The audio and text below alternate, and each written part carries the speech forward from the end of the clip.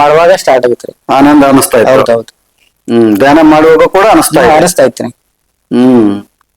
ನಿಮ್ಗೆ ಏನ್ ಅಡೆತಡೆಗಳು ಬಂದು ಸಾಧನೆ ಮಾಡುವಾಗ ಏನಾದ್ರು? ಅದೇ 4ನೇ ಸ್ಟೇಜ್ ಅಲ್ಲಿ ಸ್ವಲ್ಪ ಕಷ್ಟ ಐತ್ರಿ. ಪ್ರಾಣಾಯಾಮ ಮಾಡಕ್ ಆಗ್ತಿಲ್ಲ, ಉಸಿರು ಒಳಕಣಕ್ ಆಗ್ತೈತಿ, ಕುಂಬಕ್ ಆಗ್ತೈತೆ, ಬಿಡಕ್ ಆಗ್ತಿರ್ಲಿಲ್ಲ. ಅದು ಒಂದೇ ಕಷ್ಟ ಆಗಿದ್ರಿ ನಮ್ಗೆ. ಇದು ನಿಮ್ಗೆ ಅಷ್ಟೇ ಅಲ್ಲ, ತುಂಬಾ ಜನಕ್ಕೆ ಇದು ಆಗ್ತಾ ಇದೆ. ಹೌದು, 4ನೇ ಸ್ಟೇಜ್ ತುಂಬಾ ಕಷ್ಟ ಪಟ್ಟಿದ್ವಿ. 2 ತಿಂಗಳು ಮಾಡಿದ್ವಿ ಅದನ್ನ.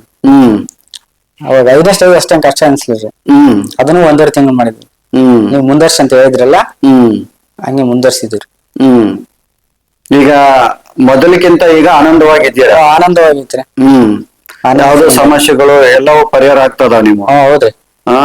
ಏನ್ ಸಮಸ್ಯೆ ಅಲ್ರಿ. ಮುಂದಾಗುವಂತವೆಲ್ಲ ಗೊತ್ತಾಗ್ತಾ ಇದೆಯಾ? ಕನಸಲ್ಲಿ ಮುನ್ಸೂಚನೆ ಬರ್ತಾ ಇದ್ರಿ. ಕನಸಲ್ಲಿ ಯಾವ ಉದಾಹರಣೆ, ಯಾವ ರೀತಿ ಉದಾಹರಣೆ ಅಂದ್ರೆ, ನಮ್ಗೆ ಏನಾದ್ರು ಕೆಟ್ಟದ ಆಗ್ತೈತಿ ಈ ದಿನ ಈ ತರ ಅಂತಂದ್ರೆ ಮೊದ್ಲನೇ ಸೂಚನೆ ಕೊಡುತ್ತೆ.